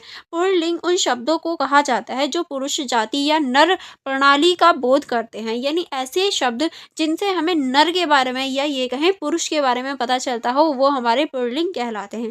अगर हम उदाहरण के रूप में देखें तो व्यक्तियों में क्या हो जाएगा, लड़का हो जाएगा, भाई हो जाएगा, राजा हो जाएगा, पिता हो जाएगा, ये सभी क्या है हमारे पुल्लिंग है। अगर हम पशुओं में बोलें तो बैल, शेर, मोर, ये सभी हमारे पुल्लिंग है। और अन्य में बोलें तो सूरज हो गया, पर्वत हो गया, ये सभी हमारे पुल्लिंग के अंतर्गत आ जाते हैं। ठीक है, चलिए आगे बढ़ेंगे। आगे है अब हमारा स्त्रीलिंग। स्त्रीलिंग की परिभाषा देख लेते हैं। स्त्रीलिंग उन शब्दों को कहा जाता है जो स्त्री जाति, मादा प्रणाली का बोध करते हैं। यानी देखिए स्त्रीलिंग वह शब्द होते हैं जिससे हमें स्त्री या फिर मादा प्रणाली यानी मादा का पता चलता हो। अगर व्यक्तियों की बात करें तो लड़की हो गई, बहन हो गई, रानी हो गई और माता हो गई, ये सभी क्या है हमारी स्त्रीलिंग है। अगर पशुओं की बात करें तो गाय हो गई, शेरनी हो गई, मुर्गी हो गई, ये सभी हमारी स्त्रीलिंग में आती है। अगर हम अन्य की बात करें तो पृथ्वी हो गई, नदी हो गई, तो ये सभी हमारी स्त्रीलिंग में आ जाती हैं। ठीक है, नेक्स्ट अब हम देखेंगे अनुस्कलिंग। इसको देख लेते हैं। इसके अंतर्गत आप लिख सकते हैं अनुस्कलिंग उन शब्दों को कहा जाता है जो ना तो स्त्री जाति का बोध करते हैं और ना ही पुरुष जाति का। यह निर्जीव वस्तुओं, भावों और स्थानों का बोध करते हैं। यानी देखिए इसके अंतर्गत ना तो स्त्रियों को रखा जाता है ना ही पुरुषों को रखा जाता है। ये उन चीजों के बारे में बताता है जो कि निर्जीव हो, जिनके पास भावना ना हो, बस स्थान लेती हो, तो वो सभी हमारी इसके अंतर्गत आ जाती हैं। उदाहरण के लिए देखिए अगर हम वस्तुओं की बात करें तो घर हो गया, फूल हो गया, पानी हो गया। ठीक है, अगर भावों की बात करें तो क्रोध हो गया, सुख हो गया, दुख हो गया, ये क्या है, ये कोई स्त्री पुरुष थोड़ी ना है, बस भावनाएं हैं। तो इसीलिए इसके अंतर्गत हम इन्हें रख सकते हैं। नेक्स्ट आप इसमें लिख सकते हैं विद्यालय हो गया, पुस्तकालय हो गया, अगर हम स्थान के रूप में देखें तो। ठीक है, चलिए आगे बढ़ेंगे। आगे अब हम देखेंगे सामान्य लिंग। सामान्य लिंग क्या होता है? सामान्य लिंग वह है जिसका लिंग केवल संदर्भ के आधार पर समझा जाता है। यानी ऐसे लिंग जो हमें सिर्फ सिचुएशन के अकॉर्डिंग पता चलता है कि वो लड़की है या लड़का है, क्योंकि एक साथ नहीं बताया जा सकता। जैसे कि अगर मैं कहूँ छात्र, छात्र तो लड़के भी हैं, लड़कियां भी हैं। स्टूडेंट, अब देखिए आप जो पढ़ रहे हैं 100% लड़कियां हैं, इस बात की तो कोई गारंटी नहीं है। और ये वीडियो सिर्फ लड़कों के लिए ही है, ये भी नहीं है। तो आप दोनों ही स्टूडेंट की कैटेगरी में आ जाते हो। तो इसीलिए लड़का हो या लड़की हो उसका जेंडर नहीं पता कर सकते हम स्टूडेंट से। डॉक्टर, डॉक्टर स्त्री भी हो सकती है और पुरुष भी हो सकता है, ठीक है। अब हम देखेंगे लिंग परिवर्तन, कि लिंग परिवर्तन क्या होता है। हिंदी में लिंग परिवर्तन शब्दों की संरचना, ध्वनि या अर्थ के आधार पर किया जाता है। यानी लिंग जो परिवर्तन होता है वो संरचना के आधार पर, ध्वनि के आधार पर उनका परिवर्तन किया जा सकता है। क्योंकि आपने छोटी क्लासों में भी देखा होगा लिंग परिवर्तन आता है या लिंग बदलो करके क्वेश्चन आता है, ठीक है। इसमें आप लिखेंगे पुरुष व स्त्रियों में परिवर्तन किस तरह से होता है। नेक्स्ट आप देखेंगे प्रत्यय जोड़कर, यानी अगर हम पुरुष और स्त्रियों में परिवर्तन कर रहे हैं तो हमें प्रत्यय जोड़कर होता है, यानी प्रत्यय लगाना होता है। जैसे कि राजा है, राजा में रानी लगाना होगा, यानी इसका हमें प्रत्यय चेंज करना होगा। शिक्षक है, शिक्षक में हमें शिक्षिका करने में इसमें प्रत्यय जोड़ना होगा, ठीक है। अब हम देखेंगे ध्वनि परिवर्तन, यानी ध्वनि से जो हमारा परिवर्तन हो, जैसे कि बेटा है बेटी हो गया, हिरण है हिरणी हो गया, ठीक है। नेक्स्ट है हमारा शब्द पूरी तरह से बदल कर, यानी अगर हम परिवर्तन कर रहे हैं तो शब्द पूरी तरीके से, कभी कभी ऐसा होता है बदल जाता है पूरी तरीके से। जैसे कि पति, पति का क्या हो जाएगा पत्नी, देखो पूरी तरीके से बदल गया। देव, देवी, ठीक है। नेक्स्ट अब हम देखेंगे स्त्रीलिंग से पुल्लिंग में परिवर्तन, यानी देखो स्त्रीलिंग से पुल्लिंग में किस तरह से परिवर्तन हो सकता है। अब हम स्त्रीलिंग से पुल्लिंग में जाएंगे तो देखिए जो हमारा प्रत्यय जोड़कर होता है, जैसे कि गायिका गायक हो गया, नायिका नायक हो गया, ठीक है। अगर हम ध्वनि परिवर्तन से करें तो लड़की लड़का, बहन भाई, ठीक है। अगर हम शब्द पूरी तरीके से बदल कर करें तो माता पिता, देवी देव, ठीक है। इस तरह से आप इनका एग्जाम्पल लिख सकते हैं। आगे चलेंगे, आगे अब हम देखेंगे लिंग निर्धारण के आधार, यानी लिंग जो निर्धारण होता है उसका क्या आधार होता है। तो पहला आप लिख सकते हैं प्रणाली के लिंग के आधार पर नर और मादा को अलग अलग लिंगों में वर्गीकृत किया गया है। उदाहरण के लिए शेर पुल्लिंग है और शेरनी स्त्रीलिंग है, ठीक है। नेक्स्ट आप इसमें लिख सकते हैं वस्तु के आधार पर, वस्तु के आधार पर किस तरह से निर्जीव वस्तुओं को प्राय नपुंसक लिंग में माना जाता है। जैसे कि उदाहरण के लिए पुस्तक जो है वो नपुंसक लिंग है, क्योंकि पुस्तक कोई भी सजीव चीज नहीं है, ठीक है। अब हम देखेंगे संस्कृति और परंपराओं के आधार पर, यानी संस्कृति और जो हमारी परंपरा होती है उसके आधार पर। तो इसमें आप लिख सकते हैं कुछ शब्द परंपरा और भाषा के अनुसार स्त्रीलिंग या पुल्लिंग होते हैं। उदाहरण के लिए आप लिख सकते हैं सूर्य जो है पुरुष है, चंद्रमा जो है वो स्त्रीलिंग है। आई होप आपको ये क्वेश्चन समझ में आ गया होगा। अब हम देखेंगे इसका निष्कर्ष। इसके निष्कर्ष में आप क्या लिख सकते हैं। लिंग का प्रयोग भाषा में संज्ञा और सर्वनाम को व्यवस्थित व्याकरणीय रूप से स्पष्ट बनाती है। हिंदी में लिंग का निर्धारण प्रणाली वस्तु और भाव के आधार पर किया जाता है। पुल्लिंग, स्त्रीलिंग, नपुंसकलिंग और समानवीय लिंग के माध्यम से भाषा समृद्ध और व्यवस्थित रूप से की जा सकती है। आई होप आपको पूरा ही क्वेश्चन अच्छे से समझ में आ गया होगा। चलिए आगे बढ़ेंगे नेक्स्ट क्वेश्चन की तरफ, ठीक है। नेक्स्ट क्वेश्चन है हमारा वचन किसे कहते हैं तथा इसके भेद पर प्रकाश डालिए। यानी इस क्वेश्चन में आपको वचन के बारे में बताना है कि वचन किसे कहते हैं और इसके जितने भी भेद होते हैं इनके बारे में आपको बताना है। तो इसके जो इंट्रो होगा आप इसके इंट्रो में इस तरह से लिख सकते हैं। भाषा में वचन का स्थान अत्यंत महत्वपूर्ण है। यह संज्ञा को व्यक्त करने वाले व्याकरणीय तत्व हैं जो यह बताते हैं कि वाक्य में प्रयोग किए गए संज्ञा या सर्वनाम एक वचन है या बहुवचन। वचन के आधार पर क्रिया और अन्य शब्दों का भी रूप बदलता है। यानी देखिए जो हमारे वचन है वो इम्पोर्टेंट, क्योंकि ये हमारी क्रिया और अन्य जो शब्द होते हैं उनको बदलने का भी कार्य करते हैं। अब हम देखेंगे वचन की परिभाषा, के वचन की परिभाषा के अंतर्गत आप क्या लिख सकते हैं। तो वचन की परिभाषा में आप लिख सकते हैं वचन वह व्यावहारिकरण रूप है जो वह बताते हैं कि किसी सर्वनाम से संबंधित व्यक्ति, वस्तु या प्रणाली एक है या नहीं। यानी देखिए ये जो है ये किसी भी व्याकरणीय स्वरूप है जो कि ये बताने का कार्य करते हैं कि संज्ञा और सर्वनाम जो है वो किसी वस्तु या फिर व्यक्ति या फिर प्रणाली के साथ एक है या नहीं है, यानी संबंधित है या नहीं। उदाहरण के लिए आप लिख सकते हैं एक वचन में आप लिख सकते हैं लड़का, पुरुष, बच्चा, ठीक है। और बहुवचन में लड़के, पुस्तकें और बच्चे, ये सारे हमारे वचन के अंतर्गत आ जाते हैं, ठीक है। अब हम देखेंगे वचन के भेद, के वचन के कितने भेद होते हैं। वचन के भेद के अंतर्गत आप लिख सकते हैं हिंदी भाषा में वचन को दो भेदों में विभाजित किया गया है। यानी वचन के दो भेद होते हैं। तो पहला होता है हमारा एक वचन। एक वचन वह होता है जो किसी व्यक्ति, वस्तु, प्रणाली या स्थान की एकता को व्यक्त करता है, ठीक है। उदाहरण के लिए आप संज्ञा के रूप में लिख सकते हैं। संज्ञा में अगर हम देखें छात्र, पेड़, बच्चा, ये क्या हो गया एक वचन हो गया। सर्वनाम में देखें तो वह, यह एक वचन हो गया। क्रिया में देखें खाता है, बोलता है, ये हमारा एक वचन हो गया, ठीक है। चलिए आगे बढ़ेंगे। आगे अब हम देखेंगे बहुवचन, के बहुवचन क्या होता है। बहुवचन वह जो किसी व्यक्ति, वस्तु, प्रणाली या स्थान की अनेकता को व्यक्त करता है। यानी देखिए जो बहुवचन है वो किसी भी व्यक्ति, वस्तु या प्रणाली की एकता को नहीं, अनेकता को दिखाता है। यानी इसमें एक नहीं बहुत सारी चीज़ें होती हैं। अगर हम संज्ञा के स्थान पर देखें, छात्रगण हो गया, पेड़ हो गया, बच्चे हो गए, ये सभी हमारी एक नहीं है, बहुत सारे हैं। देखिए जैसे कि बच्चा तो एक होता है, बच्चे यानी बहुत सारे। अगर हम सर्वनाम की बात करें तो वह तो बहुत सारे हैं, ये भी बहुत सारे हैं, ठीक है। तो अगर हम क्रिया की बात करें तो खाते हैं, ये खाते हैं बहुत सारे लोग, बोलते हैं, ये सारे ही बोलते हैं, यानी बहुत सारे लोगों की बात हो रही है, ठीक है। चलिए आगे बढ़ेंगे। आगे अब हम देखेंगे वचन परिवर्तन, कि वचन परिवर्तन किस तरह से कर। तो अगर हम प्रत्यय जोड़कर वचन परिवर्तन करते हैं तो कैसे करते हैं, जैसे कि पुस्तक, पुस्तकें हो गया, ठीक है, बच्चा, बच्चे हो गया, ये हमारा प्रत्यय जोड़कर हो गया। और हम ध्वनि परिवर्तन करें, यानी ध्वनि के आधार पर जो हम वचन को परिवर्तन करते हैं, तो इसके आधार पर हो सकता है हाथ का हाथ, घोड़ा, घोड़े, ठीक है, ये हमारा स्वर के आधार पर हो गया। और शब्द बदलकर जो करते हैं, आदमी, लोग, स्त्री, स्त्रियां, ये हो गया हमारे शब्द बदलकर, ठीक है। अब हम चलेंगे निष्कर्ष की ओर। निष्कर्ष आप इसमें लिख सकते हैं, वचन भाषा को सटीक और प्रभावी बनाने का माध्यम है। यह वाक्य संख्या और संबंध को स्पष्ट करता है। एक वचन और बहुवचन के भेद से वाक्य की संरचना और अर्थ स्पष्ट होता है, जिससे भाषा अधिक व्यवस्थित और समृद्ध हो जाती है। यानी ये हमें ये समझने में मदद करते हैं कि हम जिसकी बात कर रहे हैं वो एक चीज़ है या ज़्यादा है, जिससे क्या होता है, हमारी सरलता बढ़ जाती है, ठीक है। आई होप आपको ये क्वेश्चन भी समझ में आ गया होगा। चलिए आगे बढ़ेंगे नेक्स्ट क्वेश्चन की तरफ। नेक्स्ट क्वेश्चन है हमारा, लोक कविताएं और मुहावरों का अर्थ स्पष्ट करते हुए उनकी उपयोगिता पर चर्चा कीजिए। यानी आपको इसमें लोक कविताओं के बारे में बताना है और मुहावरों का अर्थ स्पष्ट करना है कि ये क्या क्या है, ठीक है।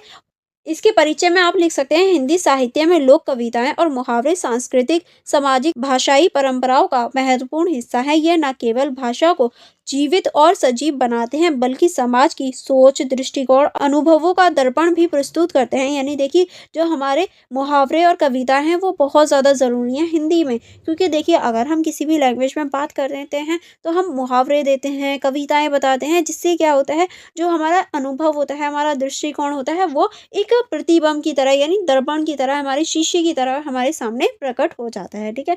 तो पहले हम देखेंगे लोक कविताओं का अर्थ और उपयोगिता, यानी जो हमारी लोक कविताएं होती हैं उनका क्या अर्थ है, क्या उपयोगिता है। तो सबसे पहले हम देखेंगे लोक कविताओं का अर्थ, कि लोक कविताओं का क्या अर्थ होता है। तो इसके अंतर्गत आप लिख सकते हैं, लोक कविताएं ऐसी संरचना है जो किसी विशेष समाज या क्षेत्र की परंपराओं, संस्कारों, भावनाओं और विचारों को व्यक्त करती हैं। यह जनसाधारण द्वारा रची जाती हैं और मौखिक परंपराओं के माध्यम से एक पीढ़ी से दूसरी पीढ़ी तक पहुंचती हैं। यानी जो हमारी कविताएं होती हैं वो परंपराओं पे होती हैं, संस्कृति पे होती हैं, हमारी भावनाओं से जुड़ी हुई होती हैं, और ये हमारी जो होती हैं ये मौखिक होती हैं और एक पीढ़ी से दूसरी पीढ़ियों में जाती हैं। जैसे कि विशेषताएं आप लिख सकते हैं इसमें, सरल और भावपूर्ण कविताएं होती हैं, यानी इनकी जो भाषा होती है वो सरल और भावपूर्ण होती है। नेक्स्ट आप इसमें लिख सकते हैं, सांस्कृतिक परंपराओं और मान्यताओं का चित्रण देखने को मिलता है। नेक्स्ट आप इसमें लिख सकते हैं, यह परंपराओं से संरक्षित होती हैं। नेक्स्ट आप इसमें लिख सकते हैं, किसी विशिष्ट क्षेत्रीय बोली का उपयोग किया जाता है, यानी इसमें पर्टिकुलर एक ही बोली का यूज किया जाता है। उदाहरण के लिए आप लिख सकते हैं, विवाह गीत हो गए, शीतु गीत हो गए, लोक नृत्य से संबंधित गीत हो गए, यानी जब हम शादी में गाते हैं, बारिश होती है तब गाए जाते हैं, या फिर लोक नृत्य से जो संबंधित गीत होते हैं वो सभी हमारी लोक कविताओं में आ जाती हैं। अब हम देखेंगे लोक कविताओं की उपयोगिता, यानी लोक कविता जो है इनकी उपयोगिता क्यों है, क्यों इंपॉर्टेंट है। तो पहला आप लिखेंगे, सांस्कृतिक संरक्षण के लिए, यह किसी समाज की परंपराओं और रीति रिवाजों को जीवित रखती हैं, ठीक है। नेक्स्ट आप इसमें लिख सकते हैं, मनोरंजन के लिए, लोक कविताएं नृत्य और संगीत के साथ मनोरंजन का साधन भी बनती हैं। नेक्स्ट आप इसमें लिख सकते हैं, सामाजिक संदेश, इसमें सामाजिक और नैतिक संदेश छिपे होते हैं, ठीक है। नेक्स्ट आप इसमें लिख सकते हैं, सांस्कृतिक एकता, लोक कविताएं विभिन्न समूहों और संस्कृतियों को जोड़ने का कार्य करती हैं, ठीक है। आगे चलेंगे, आगे अब हम देखेंगे मुहावरे का अर्थ और उपयोगिता, यानी जो मुहावरे होते हैं उनका अर्थ और उपयोगिता। तो सबसे पहले हम देखेंगे मुहावरों का अर्थ, कि आखिर मुहावरे जो होते हैं उनका क्या अर्थ होता है, ठीक है। इसकी परिभाषा आप इस तरह से लिख सकते हैं, मुहावरे ऐसे स्थायी वाक्यांश हैं जिसका अर्थ उनके शब्दों के समानवीय अर्थ से भिन्न होता है। यह भाषा रोचक और प्रभावी बनाते हैं। यानी देखिए, जो मुहावरे होते हैं वो हमारी स्थानीय भाषा में होते हैं, और जो भाषा बोली जा रही होती है या जो कहा जा रहा है उससे अपोजिट उनका अर्थ होता है, यानी उनका जो अर्थ होता है वो अलग ही होता है, जिसकी वजह से वो भाषा को रोचक और प्रभावी बना देते हैं। उदाहरण के लिए आप लिख सकते हैं, आसमान से गिरा खजूर में अटका। क्या कोई आसमान से गिर के खजूर में अटक सकता है? नहीं ना। लेकिन ये मुहावरा है जिसका अर्थ होता है एक समस्या से निकलकर दूसरी समस्या में फँस जाना। देखिए, बोलने में और जो अर्थ होता है उसको निकालने में बहुत बड़ा अंतर देखने को मिल जाता है। नेक्स्ट आप इसमें लिख सकते हैं 9 दिन चले 28 घोष। इसका मतलब होता है बहुत धीमी गति से काम करना, जो कि देखिए बहुत अलग ही इसका मतलब हम निकाल सकते हैं। तो मुहावरों का अर्थ जो होता है वो हमेशा अलग ही होता है। अब हम देखेंगे मुहावरों की उपयोगिता, कि मुहावरे क्यों इम्पोर्टेंट है। तो पहला अब हम देखेंगे भाषा को रोचक बनाना, यानी भाषा को रोचक किस तरह से मुहावरे भाषा को लालित्य और चमत्कार उत्पन्न करते हैं। ठीक है, नेक्स्ट आप इसमें लिख सकते हैं भावों की सटीक अभिव्यक्ति, किस तरह से कठिन भाव को सरल और प्रभावी तरीके से व्यक्त कर सकते हैं। नेक्स्ट आप इसमें लिख सकते हैं सांस्कृतिक पहचान, किस तरह से ये किसी भाषा और समाज की सांस्कृतिक विशेषताओं को प्रकट कर सकते हैं। ठीक है, नेक्स्ट अब हम देखें साहित्यिक सौंदर्य। साहित्यिक सौंदर्य में आप लिख सकते हैं मुहावरों का उपयोगी साहित्यिक रचनाओं को प्रभावशाली और रोचक बनाते हैं। आई होप आपको अभी तक सारी चीजें समझ में आ गई होंगी। अब हम देखेंगे लोक कविताएं और मुहावरे समानवीय अंतर, यानी जो लोक कविताएं होती हैं और जो मुहावरे होते हैं उनमें क्या अंतर होता है। तो पहले हम देखेंगे लोक कविताएं, यहाँ हमारे मुहावरे। तो लोक कविताओं में देखिए ये जो होते हैं ये सांस्कृतिक और सामाजिक परंपराओं चित्रण करते हैं, और जो हमारे मुहावरे होते हैं ये भाषा को सुंदर और प्रभावशाली बनाते हैं। ठीक है, लोक कविताओं में आप लिख सकते हैं मौखिक परंपरा से पीढ़ी दर पीढ़ी संरक्षित होती हैं, यानी ये मौखिक रूप से एक पीढ़ी से दूसरी पीढ़ी में जाती हैं। और इसमें आप लिख सकते हैं लिखित और मौखिक दोनों रूपों में प्रयोग होते हैं, यानी ये जो है ये लिखित और लौकिक दोनों में हम देख सकते हैं। नेक्स्ट आप इसमें लिख सकते हैं गैर और भावपूर्ण होते हैं, यानी इसमें हम भावनाओं को देख सकते हैं। नेक्स्ट आप इसमें लिख सकते हैं छोटे काव्यांश होते हैं, यानी देखिए ये बहुत ज़्यादा छोटे रूप में होते हैं। ठीक है, और बड़ी जो संकेत होता है वो देने का कार्य करते हैं। अब हम देखेंगे इसका निष्कर्ष। इसके निष्कर्ष में आप लिख सकते हैं लोक कविताएं और मुहावरे भाषा और समाज की आत्मा है। लोक कविताएं जहाँ संस्कृति और परंपराओं का परिचय देती हैं, वहीं मुहावरे भाषा को सजीव और प्रभावी बनाते हैं। दोनों ही साहित्य और दैनिक जीवन में महत्वपूर्ण भूमिका निभाते हैं और हमें अपनी सांस्कृतिक जोड़ों से जोड़ते हैं, यानी ये हमें दोनों ही जो है संस्कृति से जोड़ने का प्रयास करते हैं। देखिए जो हमारा नेक्स्ट क्वेश्चन है हमारा, वाक्य की परिभाषा देते हुए उद्देश्य और विधि को समझाइए। यानी इसमें आपको वाक्य की परिभाषा देनी है और इसका जो उद्देश्य होता है और जो इसकी विधि होती है ये आपको इस क्वेश्चन में बताना है। तो इस क्वेश्चन को आपको इस तरह से अटेम्प्ट करना, यानी आपको इसकी परिभाषा में लिखना है भाषा में वाक्य का विशेष स्थान है। यह किसी विचार, भाव, आदेश या सूचना को व्यक्त करने का माध्यम है। वाक्य व्याकरण की सबसे महत्वपूर्ण इकाई है जिसके बिना भाषा अधूरी है। यानी देखिए जो वाक्य है वो भाषा की एक महत्वपूर्ण स्थान लेता है, क्योंकि देखिए ये विचार, भाव और आदेश और सूचना को व्यक्त करने का माध्यम है, और वाक्य के बिना जो हमारी भाषा है वो अधूरी है। ठीक है, अब हम देखेंगे वाक्य की परिभाषा, कि वाक्य की परिभाषा किस तरह से दी जा सकती है। वाक्य शब्द के उस समूह को कहते हैं जो एक पूर्ण अर्थ प्रदान करता है। वाक्य में शब्द एक निश्चित क्रम में व्यवस्थित होते हैं जिसमें उसका भाव स्पष्ट और सटीक होता है। यानी देखिए वाक्य जो है वो एक शब्द के समूह को होते हैं जिसमें के माध्यम से किसी भी चीज़ का पूर्ण अर्थ और सटीक अर्थ देने का प्रयास किया जाता है। ठीक है, चलिए आगे बढ़ेंगे। आगे आप इसके उदाहरण में लिख सकते हैं। उदाहरण देखेंगे, उदाहरण में आप पहला लिख सकते हैं राम स्कूल जा रहा है। तो इसमें पूरा ही सटीकता से और सारी ही चीज़ें बताई गई हैं कि राम जो बच्चा है वो स्कूल जा रहा है। ठीक है, नेक्स्ट आप इसमें लिख सकते हैं पक्षी पेड़ पर बैठे हैं। पक्षी कहाँ बैठे हैं? पेड़ पर बैठे हैं, तो पूरी ही पूर्ण जानकारी है। ठीक है, अब हम देखेंगे विशेषताओं के अंतर्गत पहला आप लिख सकते हैं वाक्य के उद्देश्य पूर्ण और स्पष्ट होना चाहिए। यानी जो वाक्य होता है उसका जो उद्देश्य है वो या ये कहें जो उसका मोटिव है वो पूरा होना चाहिए और स्पष्ट होना चाहिए ताकि पढ़ने वाले को समझ में आ जाए। नेक्स्ट आप इसमें लिख सकते हैं शब्दों का क्रम व्यवस्थित होना चाहिए, ऐसा नहीं है शब्द इधर उधर हों। ठीक है, नेक्स्ट आप इसमें लिख सकते हैं वाक्य में कम से कम एक क्रिया आवश्यक होती है। यानी देखिए जो भी वाक्य लिखा हो उसमें एक तो क्रिया होती ही है तभी वाक्य पूरा बनता है। जैसे कि यहाँ पर पक्षियों का बैठना ये एक क्रिया हो गई, स्कूल जाना जो हो गई ये एक क्रिया हो गई, तो वाक्य में एक क्रिया का होना अनिवार्य है। ठीक है, चलिए आगे बढ़ेंगे। आगे अब हम देखेंगे वाक्य के अंग, के वाक्य के कितने अंग होते हैं। तो टोटली वाक्य के 2 भेद होते हैं या 2 अंग होते हैं, जिसका पहला होता है उद्देश्य और फिर होती है विधेय। ठीक है, ये 2 होते हैं। तो पहले हम देखेंगे उद्देश्य के उद्देश्य क्या होता है, ठीक है? सबसे पहले हम उद्देश्य की परिभाषा देख लेंगे। उद्देश्य की परिभाषा में आप लिख सकते हैं, वाक्य में वह हिस्सा जिससे कार्य करने वाले या उसके बारे में कुछ कहा जा रहा हो, उसे उद्देश्य कहते हैं। यानी वाक्य के अंतर्गत जिसके बारे में कुछ कहा गया हो या जो कार्य कर रहा हो, वो उद्देश्य होता है। उद्देश्य कार्य का वह भाग है जो किसी व्यक्ति, वस्तु या विषय का बोध करता हो। यानी उद्देश्य का अर्थ ही उससे है, या तो वो व्यक्ति हो सकता है या वस्तु हो सकता है या कोई विषय हो सकता है जिसके ऊपर बोध किया जा रहा हो, ठीक है? अब उदाहरण के लिए आप इसमें लिख सकते हैं, राम किताब पढ़ रहा है। तो इसमें जो इसमें उद्देश्य है वो है राम, क्योंकि कौन किताब पढ़ रहा है? राम किताब पढ़ रहा है, ठीक है? यहाँ राम उद्देश्य है क्योंकि ये है क्रिया करने वाला है, क्योंकि इसी के द्वारा क्रिया हो रही है, ठीक है? नेक्स्ट आप इसमें लिख सकते हैं, बच्चे खेल रहे हैं। कौन खेल रहे हैं? बच्चे खेल रहे हैं। तो बच्चे क्या हो जाएंगे? इसमें उद्देश्य हो जाएंगे, ठीक है? चलिए आगे बढ़ेंगे। आगे अब हम देखेंगे विशेषताएँ। विशेषता के अंतर्गत पहला आप लिख सकते हैं, उद्देश्य प्राय। उद्देश्य प्राय किस तरह से? देखिए, संज्ञा, सर्वनाम या संज्ञा के समूह से बनता है, ठीक है? नेक्स्ट आप इसमें लिख सकते हैं, उद्देश्य का क्रिया से सीधा संबंध होता है। यानी जो उद्देश्य होता है उसका क्रिया से पूरा सीधा ही संबंध होता है, ठीक है? चलिए आगे बढ़ेंगे। आगे अब हम देखेंगे विधेय। विधेय क्या होता है? चलिए परिभाषा देख लेते हैं। वाक्य का वह हिस्सा जो उद्देश्य के बारे में कुछ कहता है, उसे विधेय कहते हैं, जिसमें जिसमें प्राय क्रिया और उससे संबंधित अन्य शब्द शामिल होते हैं। यानी देखिए, जो वाक्य होता है उसका कुछ हिस्सा ऐसा होता है जो हमें उधेय कहलाता है, क्योंकि वो वाक्य के बारे में कुछ बता रहा होता है, ठीक है? जो कि इम्पोर्टेंट होता है। उदाहरण के रूप में आप लिख सकते हैं, राम किताब पढ़ रहा है। तो देखिए, क्या पढ़ रहा है राम? किताब ही तो पढ़ रहा है, तो किताब क्या हो जाएगा? हमारा विधेय हो जाएगा, ठीक है? चलिए आगे बढ़ेंगे। आगे एक और एग्जाम्पल है, जैसे कि बच्चे खेल रहे हैं। तो क्या कौन कर रहा है? खेल रहे हैं ना बच्चे, क्या कर रहे हैं? खेल रहे हैं। तो खेलना क्या हो जाएगा? एक विधेय हो जाएगा, ठीक है? अब हम देखेंगे विशेषताएं। विशेषताओं के अंतर्गत पहला आप लिख सकते हैं, विधेय में क्रिया अनिवार्य होती है। यानी विधेय जो होता है उसमें क्रिया होनी ही चाहिए, तभी विधेय बनता है, ठीक है? नेक्स्ट आप इसमें लिख सकते हैं, यह उद्देश्य के कार्य, अवस्था या भाव को व्यक्त करता है, ठीक है? चलिए आगे बढ़ेंगे। आगे आप इसमें लिख सकते हैं, उद्देश्य और विधेय के बीच संबंध। यानी जो उद्देश्य होता है और जो विधेय होता है उनके बीच संबंध आपको बताना है।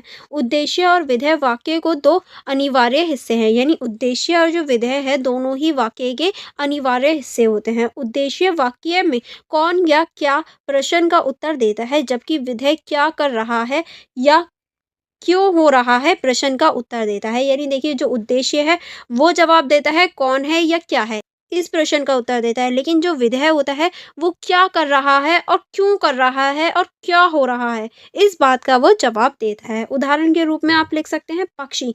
पक्षी क्या है? उद्देश्य है। पेड़ पर बैठे हैं, तो पेड़ पर बैठना क्या हो गया? विधेय हो गया, ठीक है? चलिए आगे बढ़ेंगे। आगे आप इसमें लिख सकते हैं, छात्र। छात्र क्या हो जाएगा? उद्देश्य हो जाएगा, क्योंकि छात्र ही तो हैं जो इम्पोर्टेंट हैं। और देखिए, परीक्षा की तैयारी कर रहे हैं, परीक्षा की तैयारी कर रहे हैं, तो ये क्या हो जाएगा? विधेय हो जाएगा। कौन परीक्षा की तैयारी कर रहे हैं? तो छात्र कर रहे हैं, ठीक है? आई होप आपको ये डिफरेंसेस समझ में आ रहे होंगे, क्योंकि बहुत ईजी है, ठीक है? अब हम देखेंगे उद्देश्य और विधेय के प्रकार। यानी जो उद्देश्य होता है और जो विधेय होता है, इनके कितने प्रकार होते हैं। तो उद्देश्य के प्रकार देख लेते हैं। पहला होता है हमारा सरल उद्देश्य, केवल एक शब्द या संज्ञा होती है, ठीक है? जैसे कि राधा गा रही है। राधा क्या है? एक सरल उद्देश्य है, ठीक है? चलिए आगे बढ़ेंगे। आगे आप इसमें लिख सकते हैं, समासित उद्देश्य, जिसमें संज्ञा के साथ अन्य शब्द जुड़े होते हैं। यानी जो समासित उद्देश्य होते हैं, इसमें संज्ञा तो होती है, साथ में कुछ और भी शब्द होते हैं। जैसे कि वह मेहनती लड़का सफल हुआ। तो इसमें देखिए, वह भी और मेहनती भी दोनों ही क्या है? उद्देश्य हैं, ठीक है? अब हम आगे चलेंगे। अब हम देखेंगे विधेय के प्रकार। विधेय के प्रकार जो होता है, पहला होता है सरल विधेय, जिसमें केवल एक क्रिया हो। जैसे कि पक्षी उड़ रहे हैं, तो उड़ना क्या हो जाएगा? एक विधेय हो जाएगा, ठीक है? चलिए आगे बढ़ेंगे। आगे अब आप इसमें लिख सकते हैं, समासित विधेय। समासित विधेय क्या होता है? जिसमें क्रिया के साथ अन्य शब्द जुड़े हों। यानी क्रिया तो हो, लेकिन साथ में अन्य शब्द भी जुड़े हों। जैसे कि बच्चा पढ़ाई कर रहा है, पढ़ाई करना क्या हो जाएगा, पूरा ही विधेय हो जाएगा। ठीक है, आई होप आपको पूरा क्वेश्चन ये अच्छे से समझ में आ गया होगा। चलिए अब हम इसका निष्कर्ष देख लेते हैं। इसके निष्कर्ष में आप लिख सकते हैं, वाक्य उद्देश्य या विधेय का समन्वय है। उद्देश्य वाक्य का वह हिस्सा है जिसमें यह पता चलता है कि कार्य किससे संबंधित है, जबकि विधेय उस कार्य का अवस्था को व्यक्त करता है। यानी देखिए, जो उद्देश्य होता है वो ये दिखाता है कि कार्य किससे संबंधित है, और जो विधेय होता है वो ये दिखाता है कि अवस्था क्या है, किस अवस्था में वो कार्य हो रहा है। दोनों ही वाक्य की संरचना को स्पष्ट और पूर्ण बनाते हैं। हिंदी भाषा के व्याकरण में उद्देश्य और विधेय का ज्ञान भाषा को सटीक और प्रभावशाली बनाने के लिए आवश्यक होता है। आई होप आपको ये चीज़ें समझ में आ गई होंगी। चलिए नेक्स्ट क्वेश्चन की तरफ चलते हैं। नेक्स्ट क्वेश्चन है हमारा, अर्थ के आधार पर वाक्य को स्पष्ट कीजिए। यानी आपको अर्थ के आधार पर जो वाक्य होता है उसको स्पष्ट करना है, क्योंकि वाक्य के बहुत सारे भेद होते हैं, तो उसमें से एक है अर्थ के आधार पर। तो अर्थ के आधार पर अब वाक्य को आपको स्पष्ट करना है। तो पहले हम देखेंगे अर्थ के आधार पर जो वाक्य की परिभाषा हो सकती है और उसके प्रकार हो सकते हैं। चलिए उसको देख लेते हैं। तो इसकी जो परिचय होगा उसमें आप लिख सकते हैं, भाषा में वाक्य का मुख्य उद्देश्य विचारों और भावों को व्यक्त करना है। वाक्य का अर्थ उसके प्रयोग, संदर्भ और उद्देश्य के अनुसार निर्धारित होता है। हिंदी व्याकरण में वाक्य को उनके अर्थों के आधार पर विभिन्न प्रकारों में विभाजित किया गया है। यह विभाजन वाक्य के भाव और उसकी अभिव्यक्ति के अनुसार होता है। ठीक है, चलिए आगे बढ़ेंगे। आगे अब हम देखेंगे अर्थ के आधार पर वाक्य की परिभाषा, कि अर्थ के आधार पर वाक्य की क्या परिभाषा हो सकती है। तो इसके अंतर्गत आप लिख सकते हैं, अर्थ के आधार पर वाक्य को इस प्रकार वर्गीकृत किया जाता है जिससे वाक्य के उद्देश्य और इसमें व्यक्त भाव स्पष्ट हो सके। यानी इसमें इस तरह से इसे दिखाया जाता है कि वाक्य का जो उद्देश्य है और जो इसका भाव है वो समझाया जा सके और वो समझ में आ सके। ठीक है, यह वर्गीकरण वाक्य में व्यक्त होने वाले भावों, विचारों, आदेश, प्रश्न या भावनाओं पर आधारित होता है। और ये जो होता है ये पूरा ही भावों पर, विचारों पर, आदेश पर, प्रश्न पर और जो भावनाएं होती हैं उन पर आधारित होता है। अब हम देखेंगे अर्थ के आधार पर वाक्यों के प्रकार, कि जो अर्थ होता है उसके आधार पर वाक्य के कितने प्रकार होते हैं। तो अर्थ के आधार पर वाक्य के प्रमुख 5 प्रकार होते हैं। ठीक है, 5 प्रकारों में हम अर्थ के आधार पर वाक्य को बांट सकते हैं। तो पहला होता है हमारा विधिवाचक वाक्य। विधिवाचक वाक्य के अंतर्गत आप लिख सकते हैं, वह वाक्य जो किसी तथ्य, स्थिति या कार्य के बारे में सामान्य जानकारी देते हैं, विधिवाचक वाक्य कहलाते हैं। यानी ऐसे शब्द जो किसी तथ्य के बारे में, स्थिति के बारे में जानकारी देते हैं, वो सभी विधिवाचक वाक्य कहलाते हैं। आप इसमें लिख सकते हैं, यह तथ्यात्मक होगा। यानी ये जो चीज़ है ये डेट वाइज होगी, तो ये तथ्यात्मक होगा। ठीक है, आगे चलेंगे। आगे आप इसमें लिख सकते हैं, इसमें समानव्य कथन या सूचना दी जाती है। यानी इसमें जो समानव्य चीज़ें होती हैं या फिर कथन होती हैं उनकी सूचना दी जाती है। उदाहरण के लिए आप लिख सकते हैं, सूर्य पूरब से उगता है, जो कि ट्रू है। यानी इसमें हमेशा ट्रू चीज़ें बताई जाती हैं। राम स्कूल जाता है, कोई बच्चा है राम जो स्कूल जाता है, ट्रू है। ठीक है, तो इसमें ऐसी चीज़ें बताई जाती हैं। नेक्स्ट चलेंगे। नेक्स्ट है हमारा प्रश्नवाचक वाक्य। यानी अब हम देखेंगे प्रश्नवाचक वाक्य को। यह वाक्य जो किसी बात को जानने या पूछने के लिए प्रयुक्त किया जाता है, प्रश्नवाचक वाक्य कहलाता है। यानी इसके अंतर्गत किसी भी चीज़ को पूछने या किसी भी चीज़ को जानने के लिए जो शब्द पूछे जाते हैं वो प्रश्नवाचक वाक्य के अंतर्गत आते हैं। इसके अंतर्गत प्रश्न चिन्ह का प्रयोग किया जाता है, जो कि हमारा इस तरह से होता है, जैसे कि आप देख भी सकते हैं, प्रश्न चिन्ह का प्रयोग किया जाता है। और कुछ ऐसे वर्ड्स होते हैं जो प्रश्न चिन्ह के लिए ही होते हैं, जैसे कि क्या, कौन, कैसे, कब, क्यों, ऐसे प्रश्नवाचक शब्दों का उपयोग किया जाता है इसके अंतर्गत। उदाहरण के रूप में आप लिख सकते हैं, तुम कहाँ जा रहे हो, या फिर तुम कौन हो, तुम कहाँ से आए हो। ये सारी चीज़ें आप इसके अंतर्गत लिख सकते हैं। ठीक है, नेक्स्ट उदाहरण अगर आप चाहें तो लिख सकते हैं, क्या तुमने खाना खा लिया, ये भी प्रश्न है। ठीक है, नेक्स्ट है हमारा आज्ञावाचक वाक्य। इसके अंतर्गत क्या होता है, वह वाक्य जिसमें आदेश,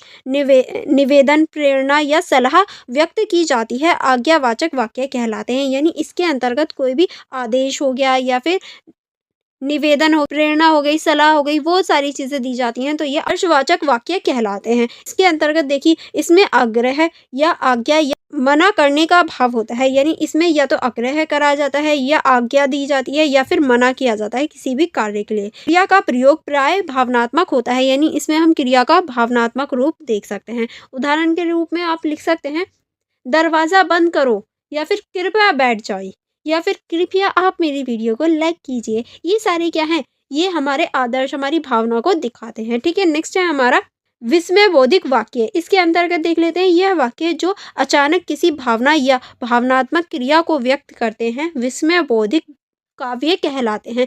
यानी ऐसे शब्द या ऐसे वाक्य जो अचानक से हमारी भावना या भावनात्मक क्रिया को दिखाएं वो विस्मय बोधक वाक्य कहलाते हैं। ये आप इसमें लिख सकते हैं,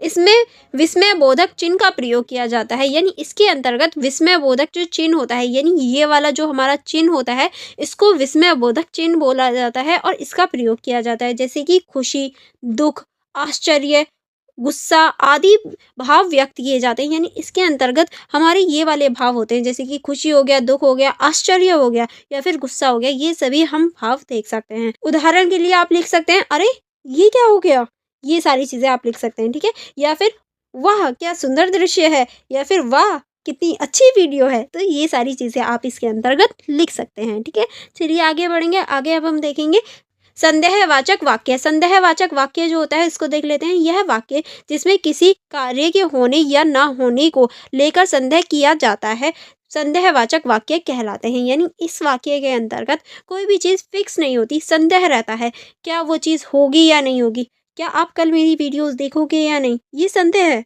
डेफिनेट तो मैं श्योर नहीं हूँ, जब तक आप मुझे नहीं बताओगे तो ये संदेहवाचक वाक्य हो जाएगा। ठीक है, इसकी विशेषताओं में आप लिख सकते हैं, इसमें संदेह या संभावनाओं का भाव होता है। ठीक है, जैसे कि आप लिख सकते हैं शायद, संभव, कदाचित जैसे शब्दों का प्रयोग होता है। जैसे कि अभी मैंने बताया था, शायद आप मेरी कल वीडियो देखो, शायद, तो ये संदेह वाली चीज हो जाती है। उदाहरण के रूप में आप लिख सकते हैं, चलिए उदाहरण देख लेते हैं।